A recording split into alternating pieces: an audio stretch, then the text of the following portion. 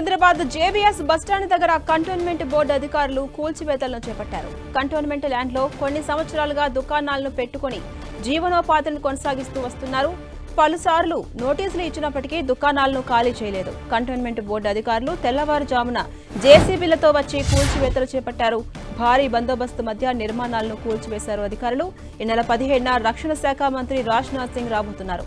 JBS పక్కనే ఉన్న అటల్ బిహారీ వాజ్పేయి విగ్రహావిష్కరణ పార్కును ప్రారంభోత్సవం చేయబోతుండటంతో ముందస్తుగా అధికారులు కూల్చివేతలపై దృష్టి పెట్టారు.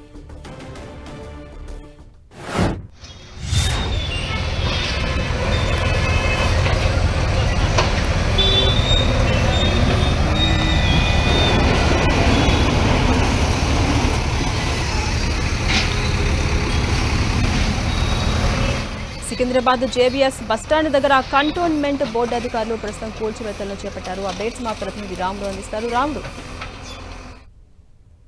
ఈ కూల్చివేతలు అనేటివి అక్రమంగా నిర్మాణాలు ఉండేటువంటి కూల్చివేతల పైన వివిధ విభాగాలు ఫోకస్ చేశాయి. ఈ రోజు సంబంధించి కంటోన్మెంట్ అధికారులు, కంటోన్మెంట్ బోర్డుకు సంబంధించినటువంటి అధికారులు కంటోన్మెంట్ ల్యాండ్ లో చాలా ఏళ్లుగా దుకాణాలు పెట్టుకుని ఉండేటువంటి వాటన్నిటిని కూడా కూల్చివేస్తున్నారు. ప్రధానంగా ఈ నెల 17న రాజ్నాథ్ సింగ్, రక్షణ శాఖ మంత్రి రాజ్నాథ్ సింగ్ ఇక్కడికి వస్తారు. జేబీఎస్ పక్కనే అటల్ బిహారీ వాజ్పేయి విగ్రహాన్ని ఆవిష్కరిస్తున్నారు. ఆ పక్కన పార్క్ ఉంటుంది. ఆ పార్క్ ను కూడా ప్రారంభోత్సవం చేస్తారు. దాంతో అక్కడ ఎలాంటి ఇబ్బంది లేకుండా ఉండాలనేటువంటి ఉద్దేశంతో అధికారులు ఈ కూల్చివేతలను చేస్తున్నటువంటి పరిస్థితి ఉంది.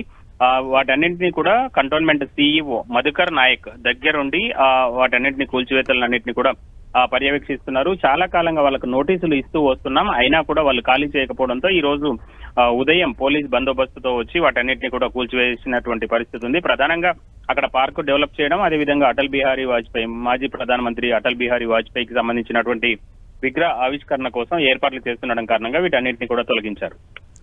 అదేవిధంగా రాముడు, అసలు ఎప్పటి నుంచి అక్కడ దుకాణాలను నిర్వహించుకుంటూ ఉన్నారు? ప్రత్యామ్నాయ మార్గం ఏమైనా చూపించారా ఈ నేపథ్యంలో?